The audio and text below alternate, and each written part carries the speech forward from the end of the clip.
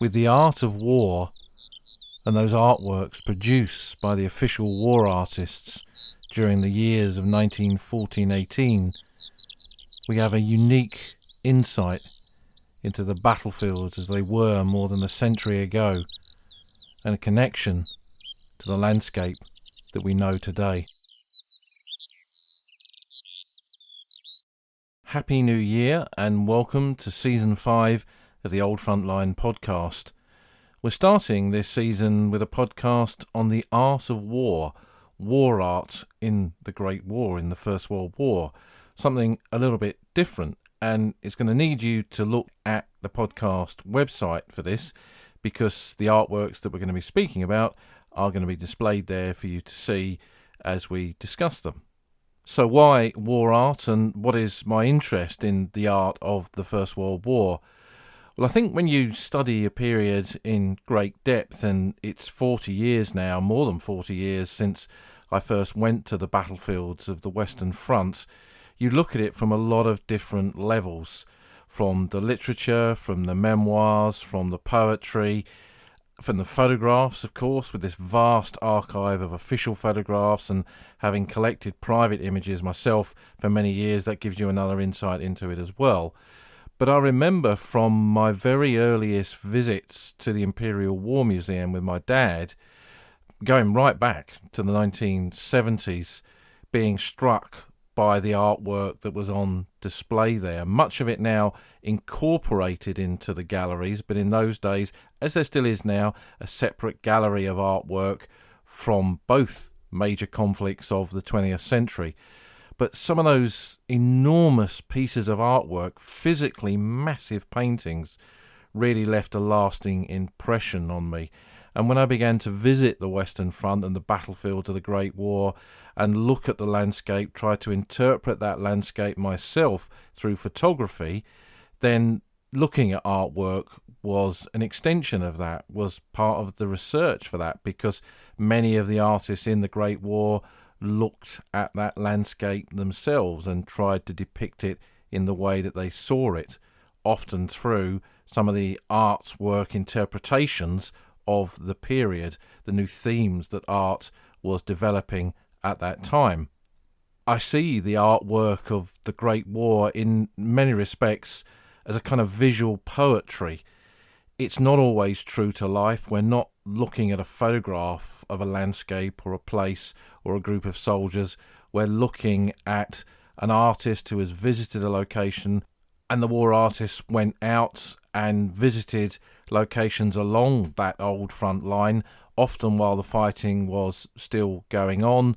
They made their sketches, they did some preliminary drawings, a little bit of artwork on the spot, and then came back, in most cases, to produce a canvas, often an enormous canvas, as we've spoken about, truly capturing what they felt they'd seen during those visits. So I think, like so many aspects of this, it's one of our ways to understand the Great War. We often speak about how that subject is a kind of jigsaw, and art, I think, is all part of that jigsaw, part of our understanding of what the landscape of the First World War was like, what the conditions in the trenches of the Great War were like, and I think a wider understanding of what that experience of war meant to men who were there, because many of the war artists had served themselves. They weren't just professional artists who were sent to the front with a brush and told to get on with it. They were men who had often seen combat,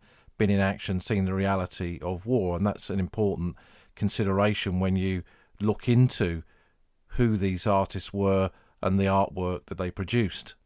I knew a war artist, one of the Great War veterans that I interviewed, Lance Catamol, was a professional artist. Now, he wasn't at the time of the Great War. He emigrated to Canada with his brothers, and he joined up underage in 1915, and he fought at Courcelette in the attack on the sugar refinery when he was only a teenage Tommy. I've recounted some of his experiences there in previous podcasts about that part of the Somme battlefields. And when he took his discharge after the Great War, he took it in Britain, and he remained in Britain for the rest of his life. In the interwar period, he was commissioned to paint the Indian Army uniforms of the period. He did a lot of commercial work on the railways of Great Britain, doing railway posters advertising journeys to particular locations. And in the Second World War, when he was a Home Guard officer, he painted men in his Home Guard platoon. And those, along with the Indian Army stuff, is in now the collection of the National Army Museum in Chelsea. And you can see Lance Cattermole's work on display there. Interestingly enough, and I had a conversation with him about this once, is that he never captured anything to do with the Great War. Now, his service at the front was pretty narrow in terms of the time period. It was discovered that he was an underage soldier and he was sent back to the base, and he never served overseas again after 1916. And he served in the front around Ypres for a short while and then went down and took part in the attack at Courcelette on the 15th September 1916. But while he could paint uniforms and he could paint men in his Home Guard platoon during that kind of phony war period of World War II, but with an invasion scare becoming seemingly more and more realistic, he couldn't ever visually, in terms of his artwork, come to terms with his experience in the Great War. That was something that he very much suppressed. And I guess knowing him and talking to him about that, that's kind of the nearest that I'm going to get to understanding the motivations behind war artists. Men like some of those that we'll discuss in this podcast, thankfully put aside their ghosts of the First World War and were able to produce this artwork. And that's what we're going to discuss during the course of this episode. But what's the story of war artists and war art in the Great War? The First World War was really on the cusp of an image revolution with the new developments in photography and also in print, enabling that photography to appear in magazines and newspapers and books. In the 19th century, and indeed before, going right back into history, art had been used to depict war. The Bayeux Tapestry is a very good example of this, on a massive scale, of course, depicting that key period in the change in British history with the Norman landings and the Battle of Hastings and the outcome of a very different Britain following 1066. And major British battles like Waterloo in 1815, before the advent of photography, could only be depicted in art, often much later. One of our kind of probably most famous artworks from the Battle of Waterloo that we probably think of every time we think of that battle is Lady Butler's Scotland Forever, which depicts the charge of the Royal Scots Greys. And in the Victorian wars that followed in that next half of the 19th century, wars like the Zulu War and even the Boer War, which was during periods in which photography was available, were still largely depicted through artwork. And when we look at popular histories of those wars, it's artwork that dominates them, not photography. 1914 was a new world of cameras, of photography. They were far more available to ordinary people, and press photography was really coming into its own. But in that early period of the Great War, there were no official photographers. Press photographers recorded things on the ground. Soldiers like Corporal Pilkington of the Artists' Rifles took cameras to the front with them. But those early accounts of the war, still just like their 19th century counterparts, often heavily relied on artwork.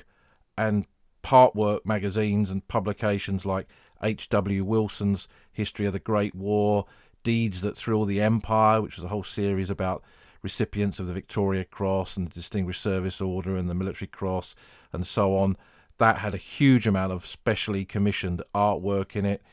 And The War Illustrated, which was one of the most popular wartime magazines, had commercial artists drawing often quite fanciful scenes of British soldiers in action and in the trenches and going into battle. So artwork still dominated in that early period. But this was commercial art often commissioned for those publications, not great paintings that would depict historic moments. And it was realised part way through the war the value of having truly professional artists to go and depict the war chronicle the war and capture moments in that war.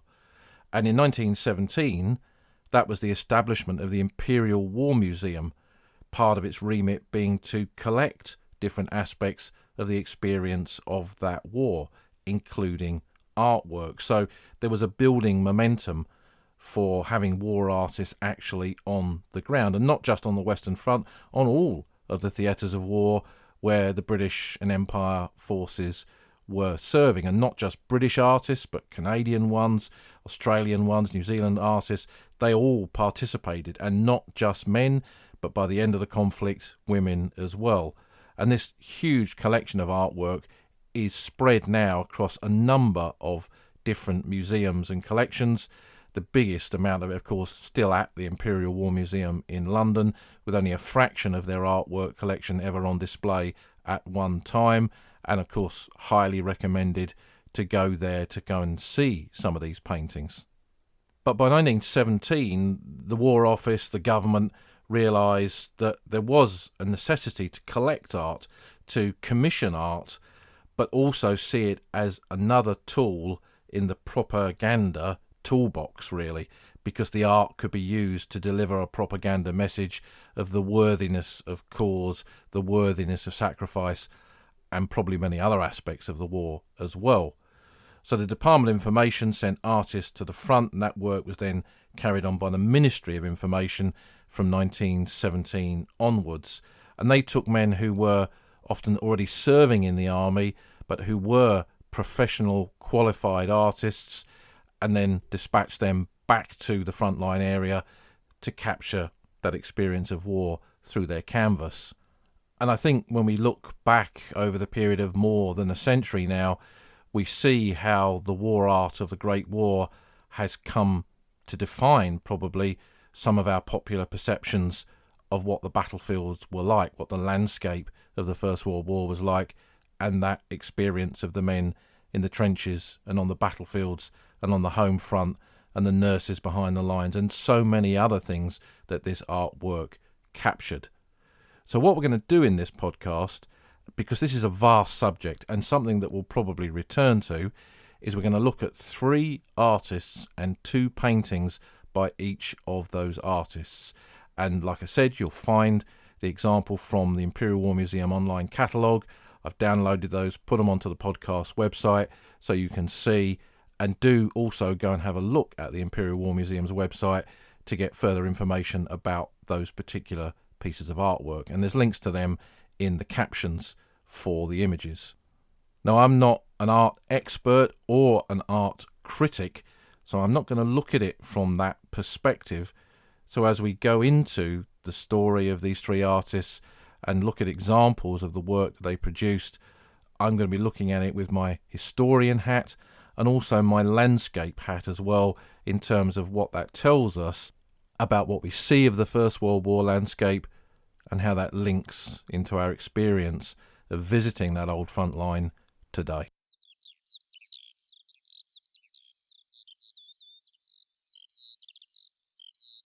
The first artist that we're going to look at is John Nash.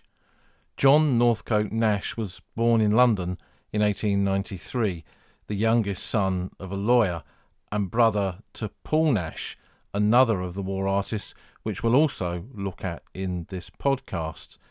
They were a kind of dynasty, really, of war artists, not just in the Great War, but their work continued into the next conflict as well.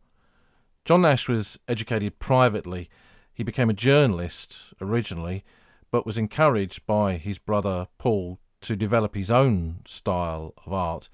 And by 1914, he'd become a founder member of the London Group, which was a group of London-based, southeast-based artists that were trying to develop their own style of work.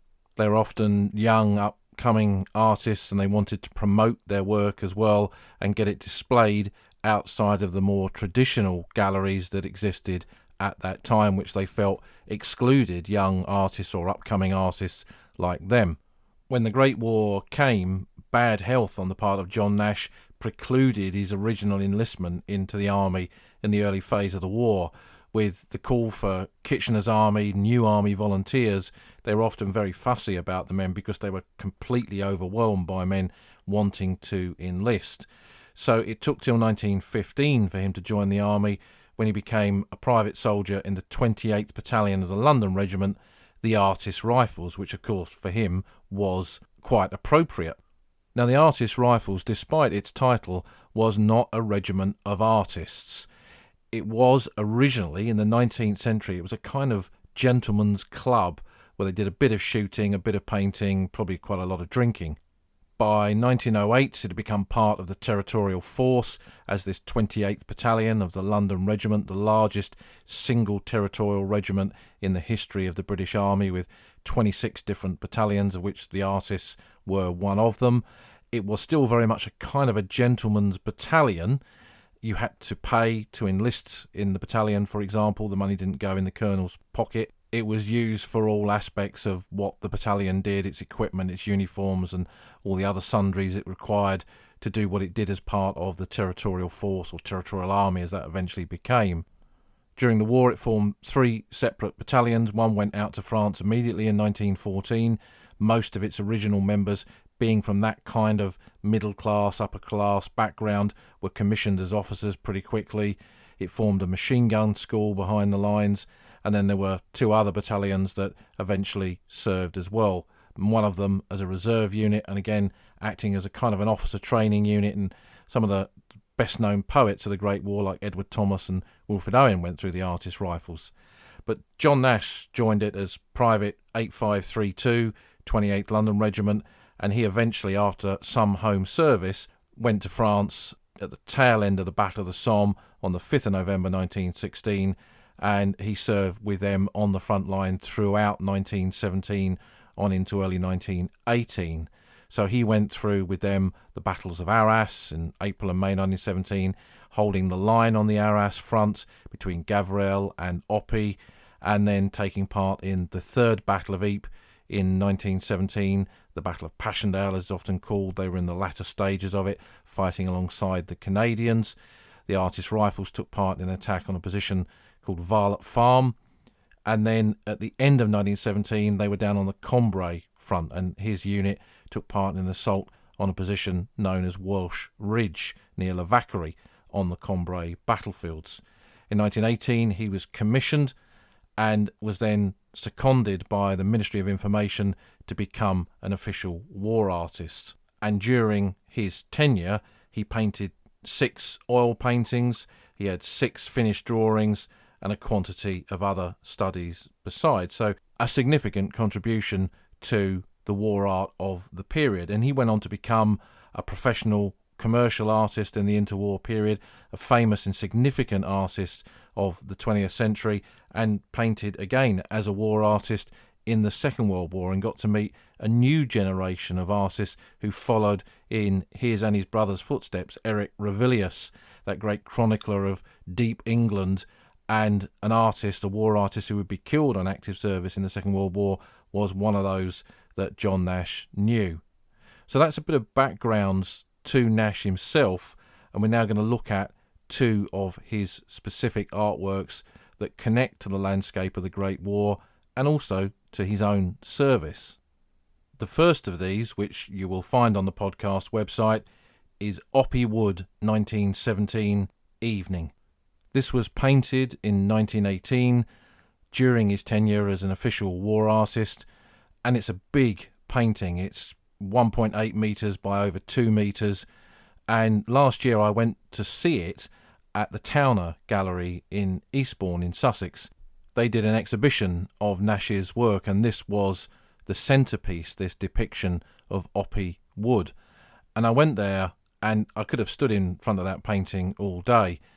It was really interesting to see not just that, but some of the preliminary sketches as well, and see really, again, remind myself just how big some of these artworks really are. And standing in front of them, you know, what will be on the website is no substitution for going to see these pieces of artwork yourself, just to stand there and look at the brushstrokes and look at how the artist has brought together his depiction of men, of the landscape, of the hell of the First World War, all into one piece of artwork. And this is really a good place, I think, in this discussion to start with this painting, because we see all of that in Oppy Wood. Oppy Wood, where is it? It's a wood on the Arras battlefields. It was fought over in April and May of 1917 during the Battle of Arras. It's most notable for the men of the Hull Pals, the 10th, 11th, 12th and 13th East Yorks who fought there. Jack Harrison, a local rugby player, was awarded a posthumous Victoria Cross in the fighting for Oppy Wood. And after the Battle of Arras was over, that became the front line from the positions where the Canadians were on the other side of Vimy Ridge in areas like Fresnoy, down towards Oppy, Gavrelle and across towards the Scarpe Valley. And the Royal Naval Division, which John Nash was in with the Artist Rifles, they were part of that division, served in this sector at that time. So this was a place that he had known during his own frontline service. So what do we see when we look at this artwork? We see two soldiers in a trench in a shattered wood, the shattered remains of Oppy Wood. And we see a landscape beyond that of almost continuous shell holes full of mud and water. For me, though, I always start with the sky. If you follow me on Twitter and you look at the photographs that I take of the landscape of the Western Front as it is today, the sky is something that interests me greatly and something I try to capture in those photographs. And again, this is why war art is so important to me in my understanding of this period of our history and also the way we see it and depict it. But here we see a sky that, the kind of sky that I've seen myself walking the battlefields now. These scattered clouds, almost angelic-like above the battlefields, meeting at a point. And you see this on these vast open landscapes of northern France, how the sky does that. It seems to come to a point above a place, a significant place, where the battles of the Great War has raged. And when I look at the clouds in this painting, it could be what I've seen over the Somme or Luz, or indeed over Arras itself, where this landscape is. What I think artists like Nash were trying to do with paintings such as Oppy Wood, they were trying to give the public an insight into what the conditions on the battlefield were actually like. The propaganda, the films like the Battle of the Somme, and the official photographs only really gave a certain sense of it. Being black and white, the images and the film didn't really portray what the landscape was really like and how hellish, how otherworldish it was to the men who were there.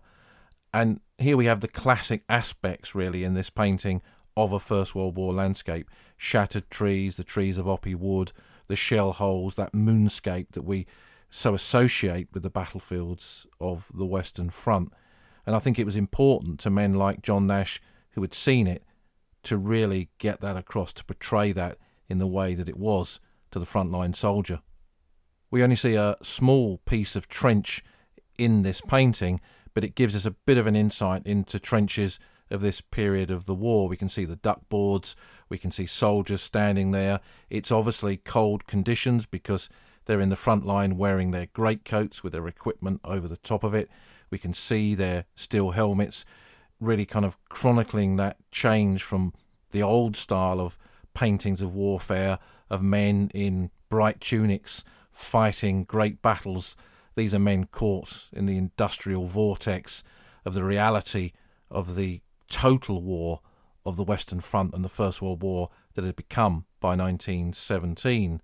And he uses the trench as well, I think, to convey some contrast, because there is the rusty red colour of the wobbly tin, of the elephant iron that is used to prop up the sides of the trenches and create covers over the top of them. There it is in the painting as well. And I also think when I look at this, there is a slight contradiction which I think is deliberate in the painting, in that this looks a peaceful scene on first glimpse.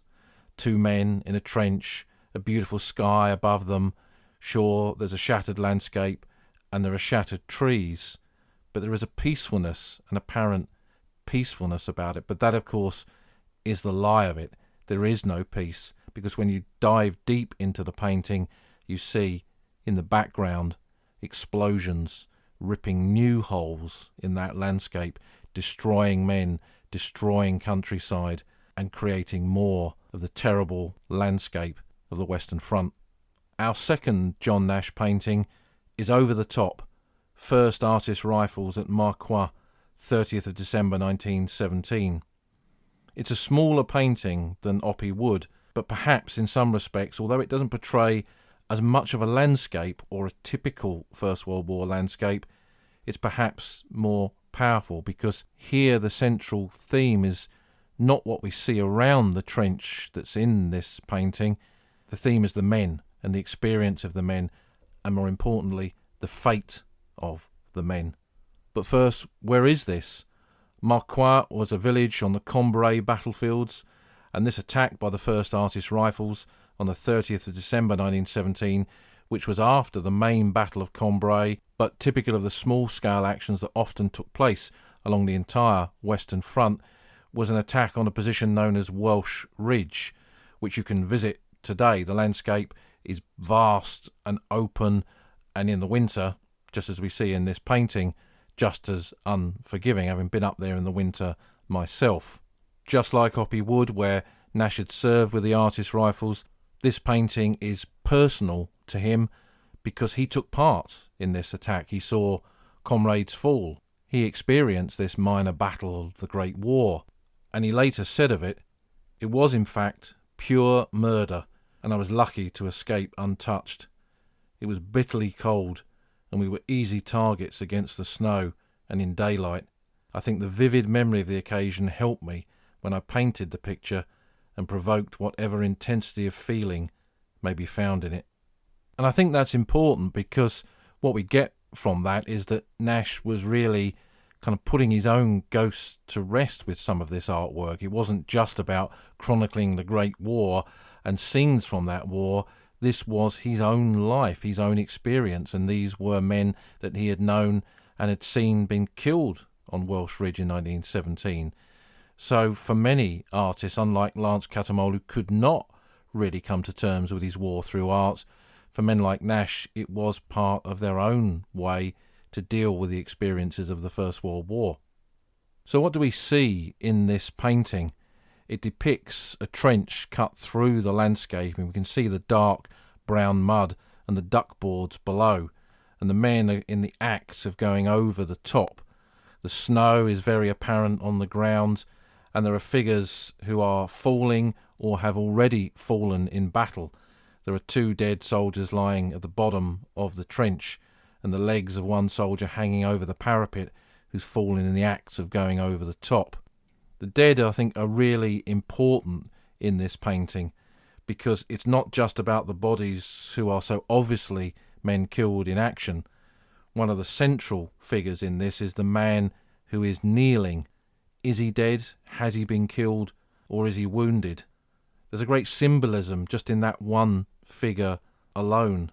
As a kneeling figure, is he almost praying, or is it a figure kneeling in sacrifice, giving himself up in sacrifice to a greater cause or to the men that surround him? And when we look at the soldiers in the painting, we can see it's winter, not just because of the snow on the ground, but they're wearing their greatcoats, they've got their webbing gear over the top, just like the soldiers in the Oppie painting. This time we can see their weapons, their rifles that they're clutching in their hands as they move into battle. There's little details in it that you can spot as well that Nash put in. The unit flash, the blue square that's on the upper part of the greatcoat sleeve, and also the grey cloth shoulder title of the Artist Rifles that was sewn onto greatcoats and tunics at that period of the war. It was getting costly to produce brass shoulder titles, and they were replaced with cloth ones.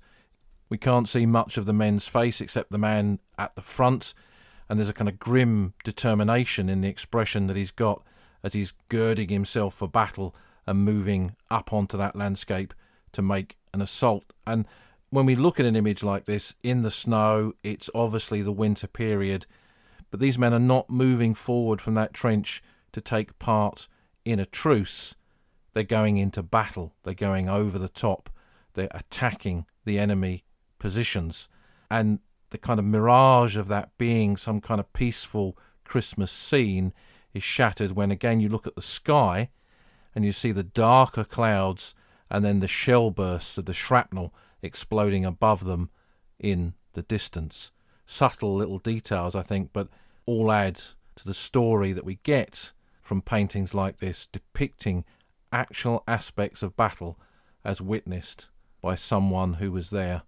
And for Nash, this was his way of remembering, but also coming to terms with the experience of this himself and the men, the comrades that he'd lost in that battle.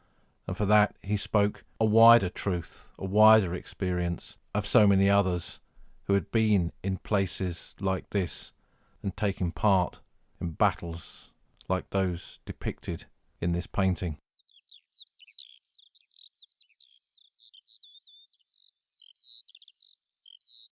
Our second war artist is CRW Nevinson. Nevinson's work is very different to John Nash, very modern in many respects for the period of the Great War. Christopher Richard Wynne Nevinson was, like Nash, born in London in 1889 into what's often described as a bohemian family. His mother was a suffragette and his father was a pacifist. He studied art at the Slade School of Art, where he met Stanley Spencer, another of the war artists, or who would come to depict art in a very different way to him, but to be a major significant figure in 20th century British art after the Great War. You can see there are so many characters in this story, and just one podcast is never going to be enough for this. But coming back to Nevinson, he then went to Paris and extended his studies and his artwork there. His art was modern for the period, being interested in what was described as futurism and cubism. Artists like this sought to portray aspects of what they saw around them in vivid colours, in sharp lines, in lots of contrast in many respects, and also portray what they saw as the increasingly modern and changing world of the early part of the 20th century, as in Britain society moved from a Victorian period of industrialisation into a new world of industrialisation which seemingly could easily engulf mankind. That was the fear of many of that period, particularly amongst bohemians, pacifists, the type of people that Nevinson had grown up with and identified with. And I think you see that fear of a modern world and its outcomes in much of his work. In 1914, having come from that pacifist background, he didn't seek to join the army to fight in the trenches. Instead, he joined the Friends Ambulance Unit, which was a unit formed for people who were not prepared to fight and kill, but to serve and do something on the battlefield, realising that this was perhaps a righteous cause, and although they were not prepared to fight and kill Germans, they were prepared to be there on the battlefield, in this case, to tend to the wounded.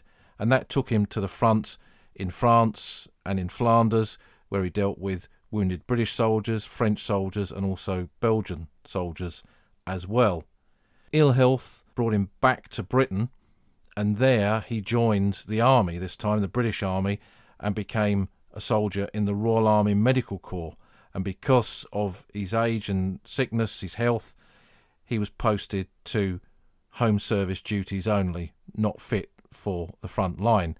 And of course the Royal Army Medical Corps had huge amounts of personnel serving in Britain at the hospitals that were scattered all over the UK, and also in their training centres where they trained men up for service as medics, as stretcher bearers on the battlefield.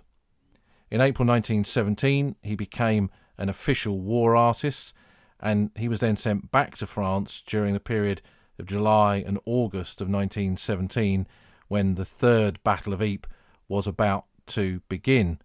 And he witnessed during that journey, amongst other things, what the Arras battlefields were like and the edge of the Somme as the fighting had now moved on, and then he moved up into Flanders and he saw that too.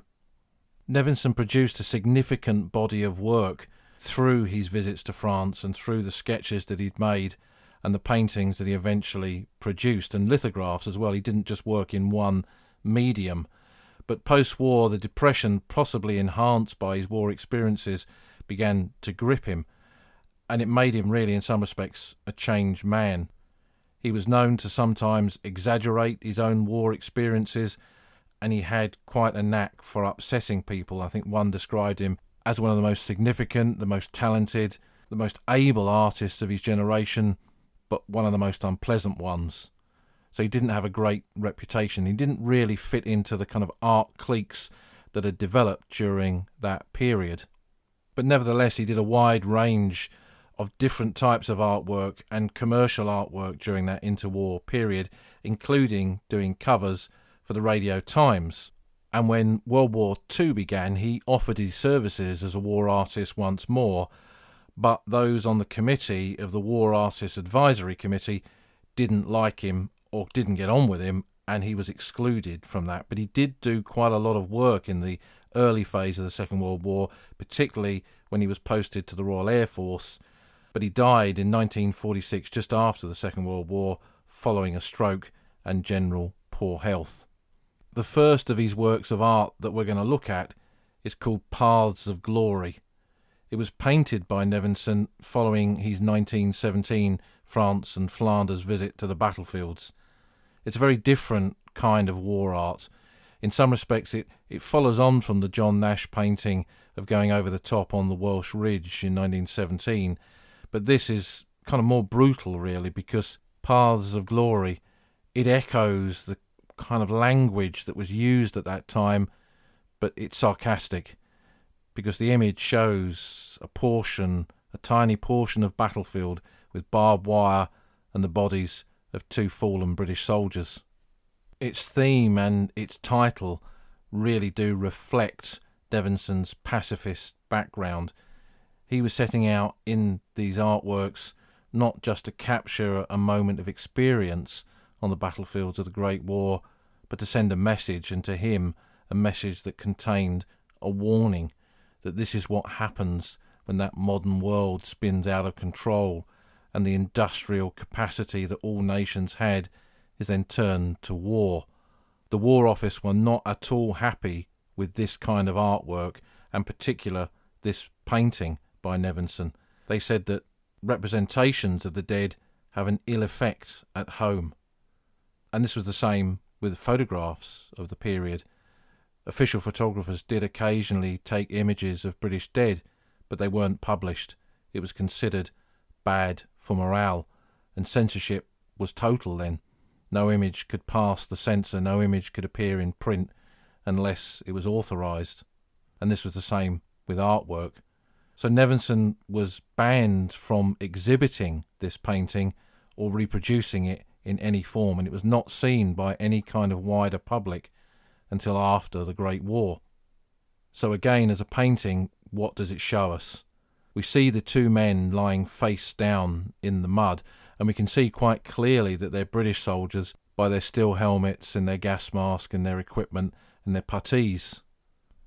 Death on the battlefield was a reality shared by almost the entire British population during the First World War, but the cruel realities of it, that was something very different, which very few of them had any kind of insight into unless they'd seen it themselves and been there. And this is what Nevinson is trying to, I think, put across in this painting. This talk of glory, the glorious dead, and the fallen, and the worthiness of sacrifice. But this is the brutal, harsh reality. Two young men lying face down, dead, shattered, in the mud. They're never going home. And we get a sense of the landscape of the battlefield itself, with a tangle of barbed wire behind.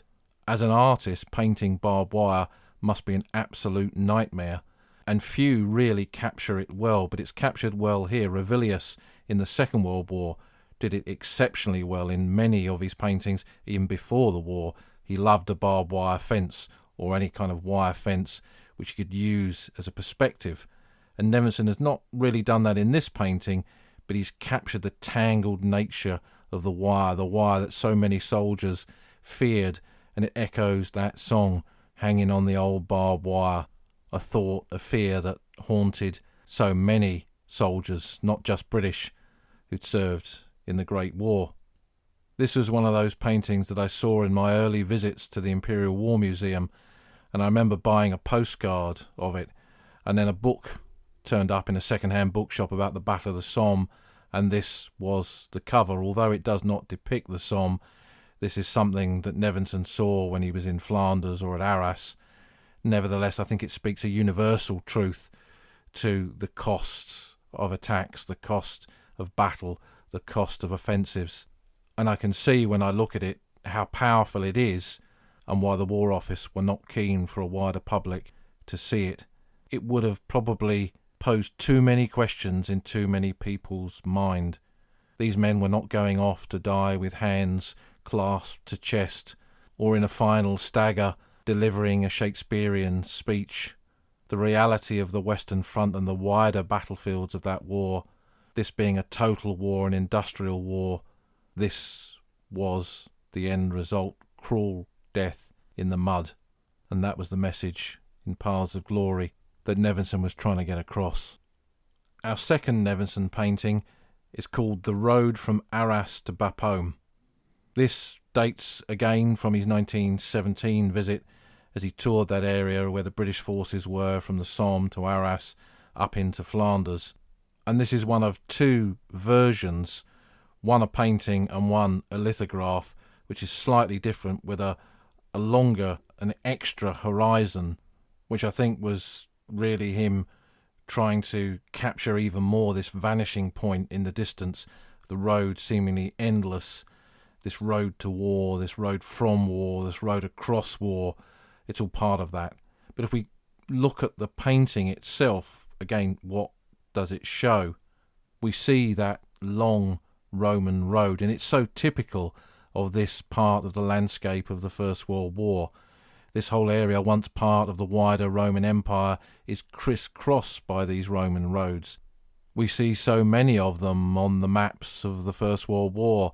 The Albert to Bapaume road right through the middle of the Somme being one of the most famous. The Menin road at Ypres being another one of them. That's a Roman road.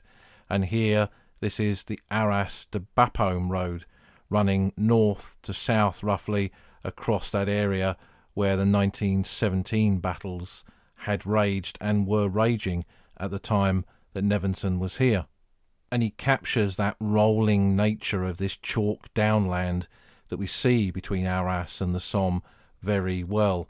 And the idea of kind of the road disappearing into infinity with that skyline, that endless kind of skyline, and the vast openness of the landscape, again, it really captures what this part of the Western Front battlefields were like. There's traffic on the road, so this tells us this is not in the middle of a battle. This is now behind the lines. For traffic to move like this, the front has got to be some distance away, and to the right of the road we see the outline of some tents of a British Army camp where men are resting, and again this clearly indicates to us that this is a position behind the front. But then we look and we see that there's nothing visible here, nothing human beyond the machinery and the men and the equipment of war. There's no houses, there's a few stumps of trees, there's a blurred brown landscape with a hint of shell holes, a destroyed land, and that's what this of course was at the time that Nevinson was here. And the utter desolation that we see captured in this painting, I think, is part of its essential theme. Nevinson, the pacifist, wants to portray what war does, not just to men, as he did with Paths of Glory, but to the wider landscape, the world around us. The natural world is destroyed in this image. The homes of ordinary men and women and children, gone. No trace of humankind, really, except men of war. And what Nevinson does really with both of these paintings, Nevinson, the pacifist artist, is putting that message across. This is not a pacifist diatribe in times of peace. This is the vision of a man who'd been there at the front, seen the realities of war, and was sent to capture it on his canvas. And with it, he sends that wider warning of the consequences of war and the consequences of total war, as seen by that generation of the early 20th century.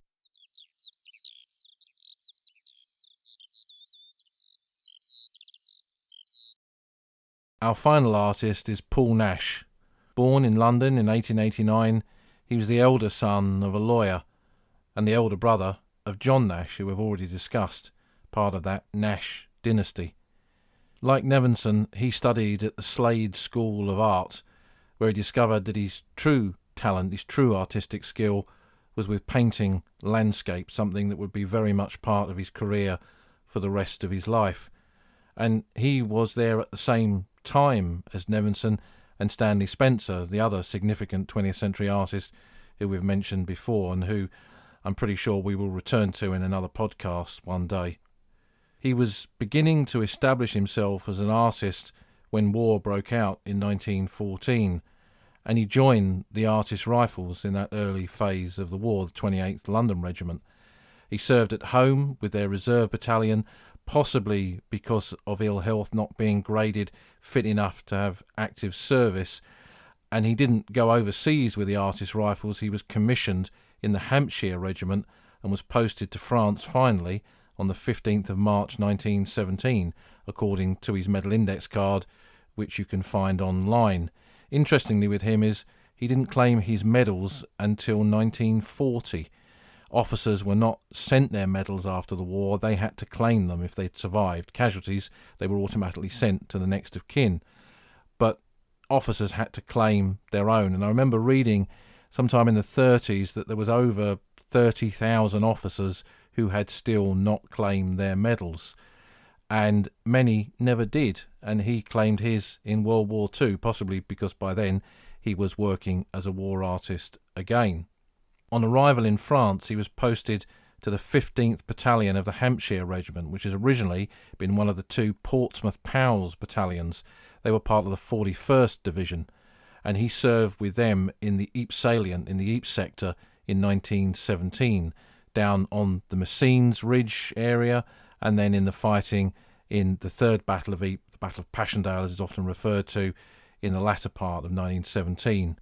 So his front-line experience as an infantry officer gave him insight into what it was like to serve in the trenches during a quiet period and take part, in his case, in two major battles.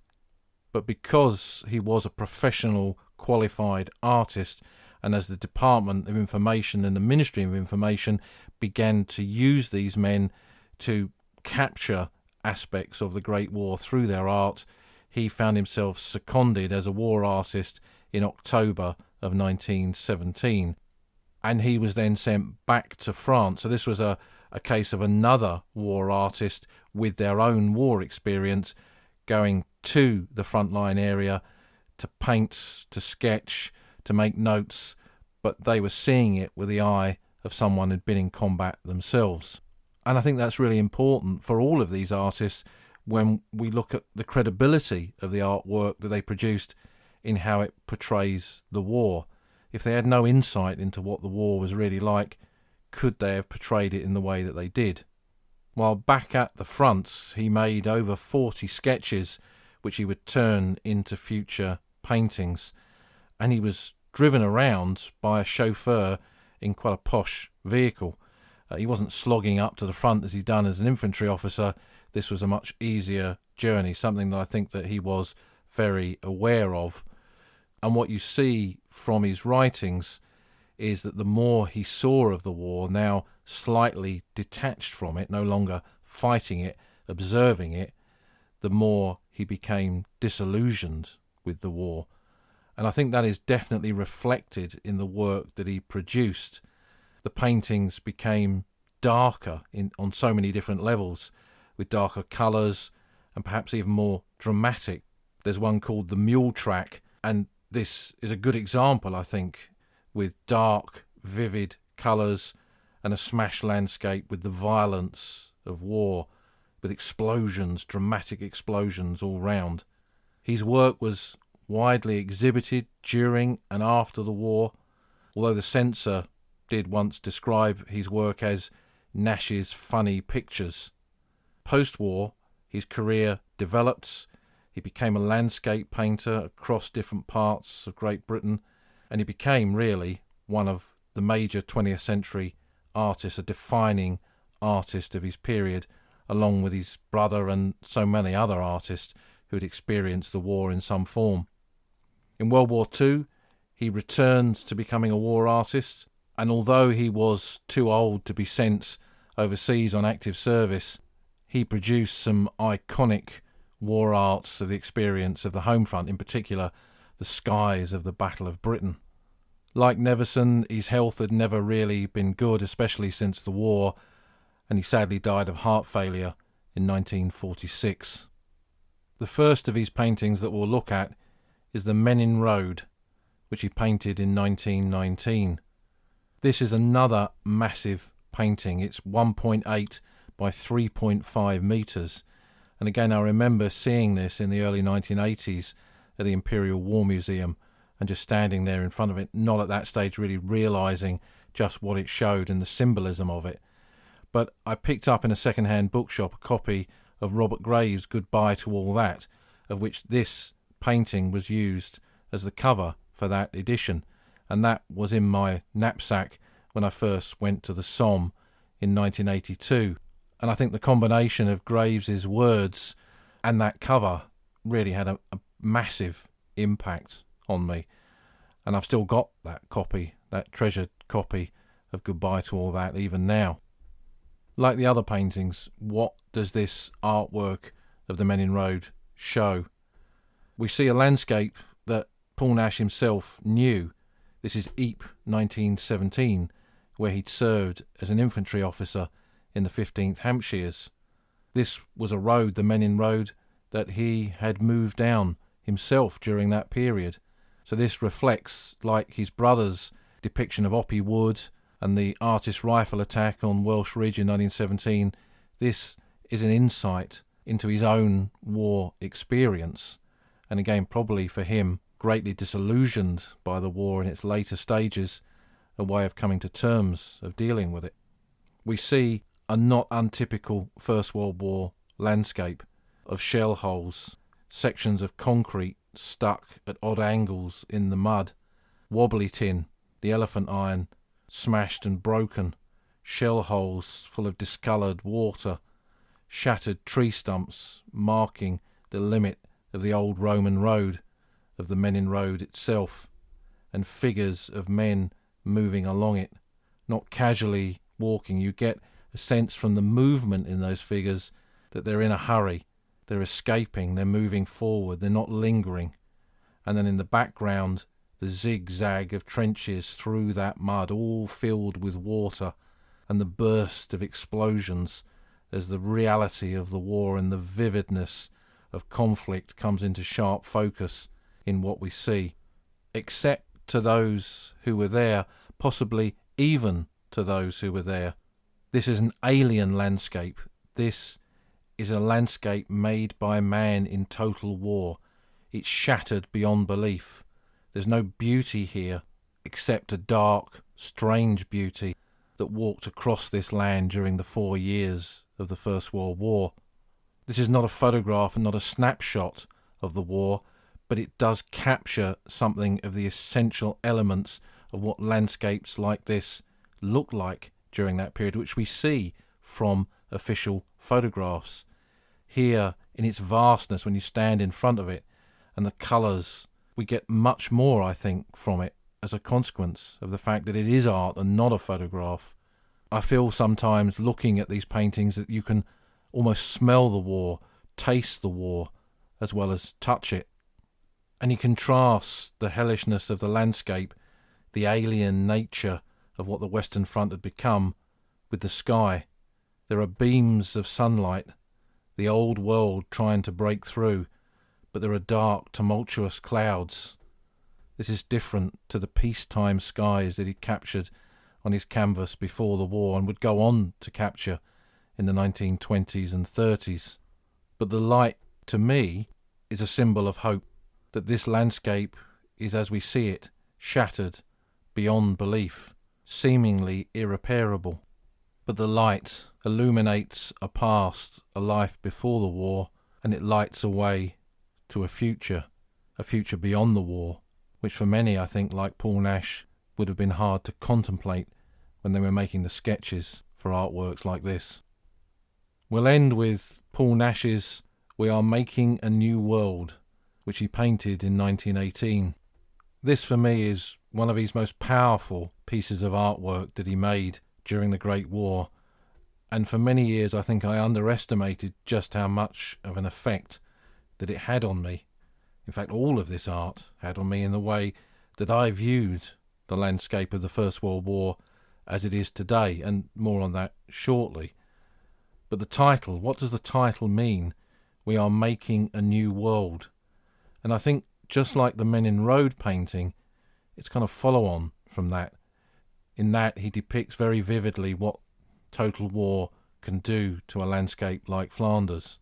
That man, through total war, through industrial warfare, industrial killing, and the industrial scale destruction of whole areas of countries, this is what man is making, this new world of shell craters, of mud, of holes filled with water, of shattered trees, not a sign of birds or flowers or even humans. There's not figures in this painting at all. No one is there. The landscape is devoid of humanity. It's a moonscape of shell holes with the stunted trees of where a wood once stood.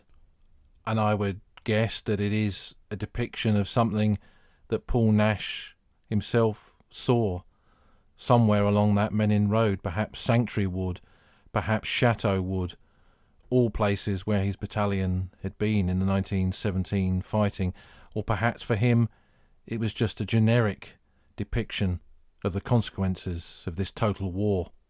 But like the Menin Road painting, there is some hope amongst the dark red clouds, perhaps indicating a sunset.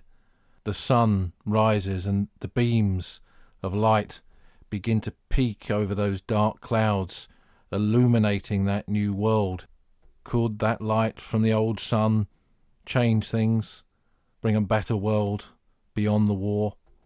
Again, with the conflict still ongoing when he painted this, it would have been hard for Paul Nash to ever see an ending to this, but an ending there was. And by the time of the armistice, by the time of the war artists and their work coming to an end, across 450 miles of Belgium and France, and thousands of square miles around that, the landscape had changed forever. Pulverized by artillery, poisoned by gas, saturated with shrapnel and bullets, and scattered with the crosses that mark the graves of millions of dead. The total war had changed the world forever.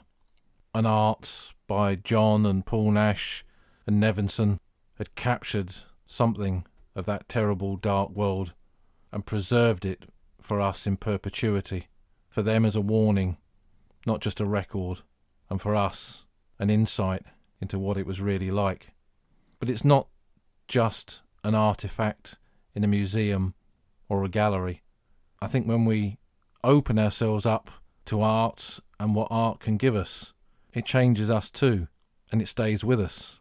In 2016, I was in the forests of Verdun at Côte 304, part of the high ground on the west bank of the Meuse, in that critical battlefield, that terrible battlefield of the longest battle of the Great War, Verdun, 300 days and 300 nights. Turned into a national forest after the war, much of the battlefield was preserved, and at Côte 304 you can walk along the paths into the trees and see crumbling shell holes and trenches and that lunar landscape of the First World War, amongst not shattered trees, but trees that despite the hand of war have grown, have lived, and have sought the sun. And there on that winter's evening, as the sun was setting over the battlefield at Verdun, I stopped and looked through the trees there. The light was coming through. I could see the sun blurred in the distance, and the light was capturing, illuminating that landscape of a century before. And I took out my camera and I captured several images of that.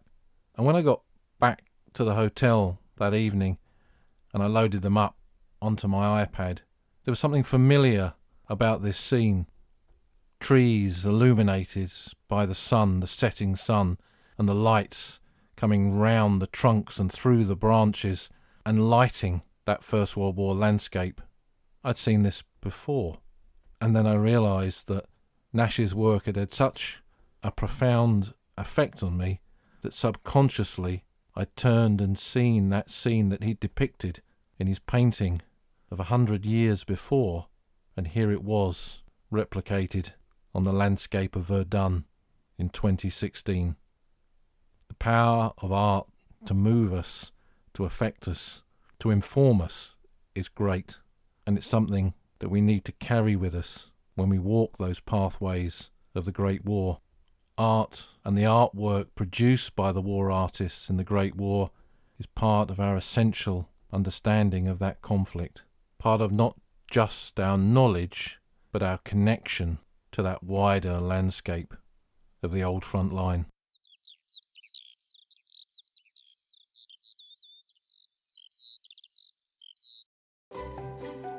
You've been listening to an episode of The Old Front Line with me, military historian Paul Reed. You can follow me on Twitter at Somcor. You can follow the podcast at Old Frontline Pod. Check out the website at oldfrontline.co.uk, where you'll find lots of podcast extras and photographs and links to books that are mentioned in the podcast. And if you feel like supporting us, you can go to our Patreon page, patreon.com/oldfrontline, or support us on Buy Me a Coffee at buymeacoffee.com/oldfrontline. Links to all of these are on our website. Thanks for listening, and we'll see you again soon.